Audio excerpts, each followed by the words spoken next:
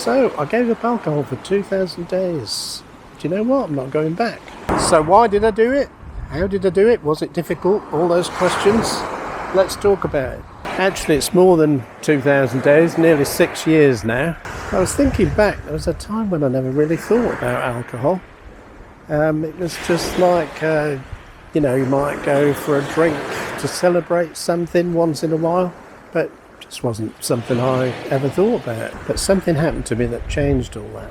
And the thing that changed everything was our son died. And the alcohol thing wasn't immediate at all.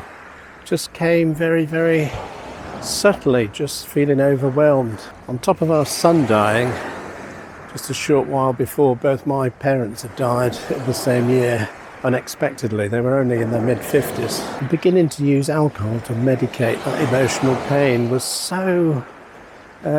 came in so slowly, I didn't notice it. But what started with sort of having a couple of beers to take the edge off stress and grief, began to kind of teach my subconscious that in times of stress or trauma, alcohol would help. So 10 years ago, when I decided to stop drinking alcohol, I was really surprised that I couldn't just stop.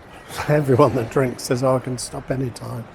I was really surprised how difficult it was to stop.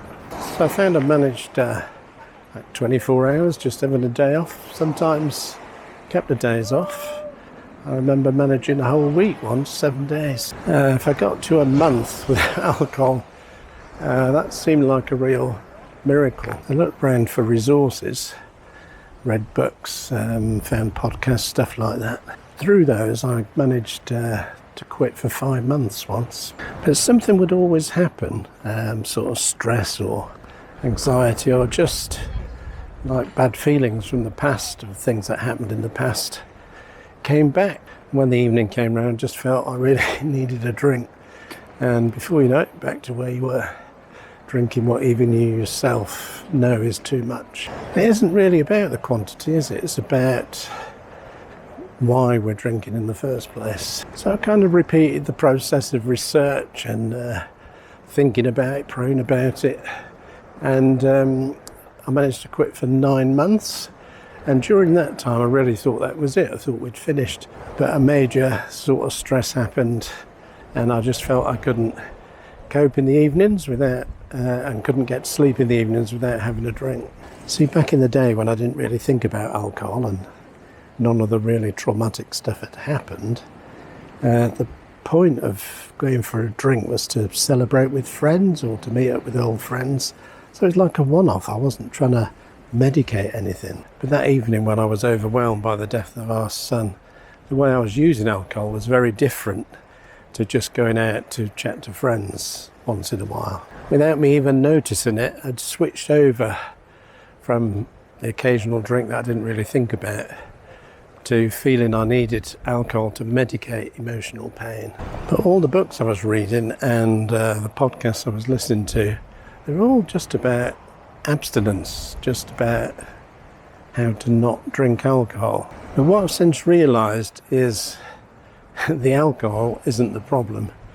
There's a deeper problem, and it's the pain that we're medicating with alcohol. And I couldn't find anything that really addressed that. So I had to go on a much deeper journey, an inward journey, and deal with the thing that I was trying to medicate. I had to go to the uncomfortable place of the past. And most of us don't want to go there, but sometimes the cave you fear to enter holds the treasure that you seek. So really it was an amazing journey, an amazing quest. Had some counselling, and of course it went back to all the trauma of grief in my past. But I'm really glad I went on that very difficult journey, because now I live a much better life, much more positive life, much happier life, all without alcohol. I don't have any cravings. I don't really think about alcohol. Every time I've thought about alcohol recently is kind of preparing to do this video. So how did I do it? Well, therein lies the problem, or the problem I had. I just couldn't find any resource that really went deeply enough. All the resources I found were just about, here's how to abstain.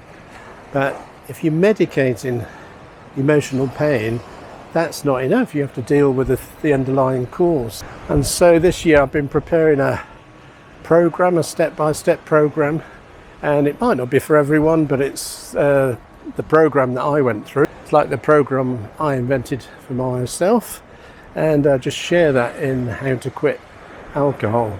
So this program really is, if you feel trapped, you just feel you can never get free from the daily use of alcohol, whatever that looks like.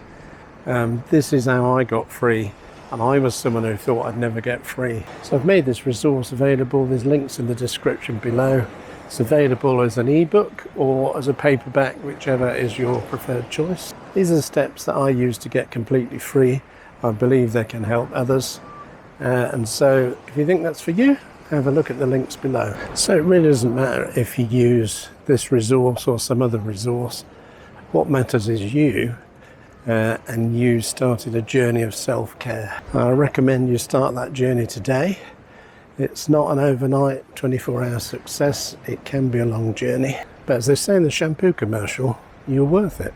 If you've got any questions about this subject, please leave them in the comments section below, and I could always make subsequent videos exploring your questions. If you found this video useful, don't forget to hit the like and subscribe button and the bell notification icon, and you'll get notifications of new videos. I will see you in the next video.